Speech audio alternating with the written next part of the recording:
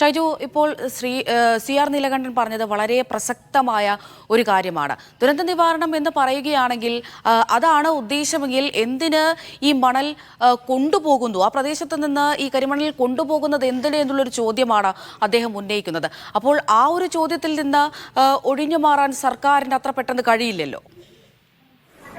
അമൃത, ഇത് തന്നെയാണ് ഞാൻ സി.ആർ. നീലകണ്ഠൻ പറഞ്ഞ കാര്യം തന്നെയാണ് ഞാൻ തുടക്കത്തിൽ പറഞ്ഞത്. കാരണം ഈ സ്പിൽവേക്ക് താഴെ നിന്നും മണൽ എടുക്കുന്ന പ്രക്രിയയാണ് നടക്കുന്നത്. ഈ മണൽ എടുക്കുന്നത് എന്തിനാണ് എന്ന് ചോദിക്കുമ്പോഴാണ് ഇത് കുട്ടനാടിലെ കാർഷിക മേഖലയെ സംരക്ഷിക്കുന്നതിനാണ് എന്ന് പറയുന്നത്. യഥാർത്ഥത്തിൽ ഇങ്ങനെ പൊഴി മുറിക്കുന്നത് കൊണ്ട് കുട്ടനാടിന് ആഘാതമുണ്ടാകുന്നു എന്നാണ് പല പരിസ്ഥിതി പഠനങ്ങളും തെളിയിച്ചിരിക്കുന്നതെന്നാണ് പരിസ്ഥിതി സംരക്ഷകരുടെയും പരിസ്ഥിതിവാദികളുടെയും പ്രധാനപ്പെട്ട വാദം. അതുകൊണ്ടാണ് അവർ ഏതാണ്ട് ഒരു വർഷത്തിലേറെയായി സമരത്തിൽ ഉള്ളത് എന്ന് നമുക്ക് അറിയാം കാര്യമാണ്. അതുകൊണ്ട് തന്നെ സി.ആർ. നീലകണ്ഠൻ ചോദിച്ച ചോദ്യവും പ്രസക്തമാണ്. എങ്ങനെയെങ്കിൽ ഈ മണൽ എന്തിനാണ് എടുക്കുന്നത് എന്നതിന് ഈ കാരണം പറയുന്നെങ്കിൽ ഈ മണൽ എവിടേക്കാണ് കൊണ്ടുപോകുന്നത്, എന്തിനാണ് കൊണ്ടുപോകുന്നത് എന്ന പ്രശ്നമാണ്. അതുകൊണ്ട് ഈ മണൽ കൊണ്ടുപോകുന്നത് IRE പോലുള്ള പൊതുമേഖലാ സ്ഥാപനത്തിനാണ്.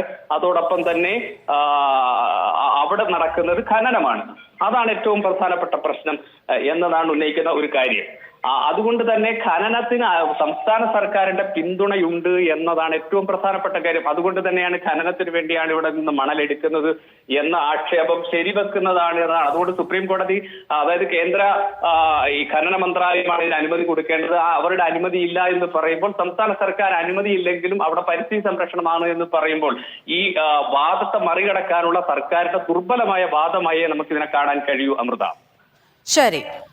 അരവിന്ദിലേക്ക് ഒരിക്കൽ കൂടി. അരവിന്ദ, ഇപ്പോൾ ഷൈജുവും അതുപോലെ പരിസ്ഥിതി പ്രവർത്തകൻ സി.ആർ. നീലകണ്ഠനും ഒക്കെ പറഞ്ഞതുപോലെ കേന്ദ്രത്തിന്റെ ഈ ഒരു മറുപടി, സത്യവാങ്മൂലത്തിൽ നൽകിയിരിക്കുന്ന ഈ ഒരു വിശദീകരണം, ഇത്തരത്തിൽ ഖനനത്തിന് അനുമതി നൽകിയിട്ടില്ല എന്നുള്ള കാര്യം തീർച്ചയായും അവിടുത്തെ ജനങ്ങൾക്ക് അനുകൂലമാകുമെന്നുള്ള കാര്യത്തിൽ യാതൊരു സംശയവുമില്ല, വളരെ നിർണായകവുമാണ്.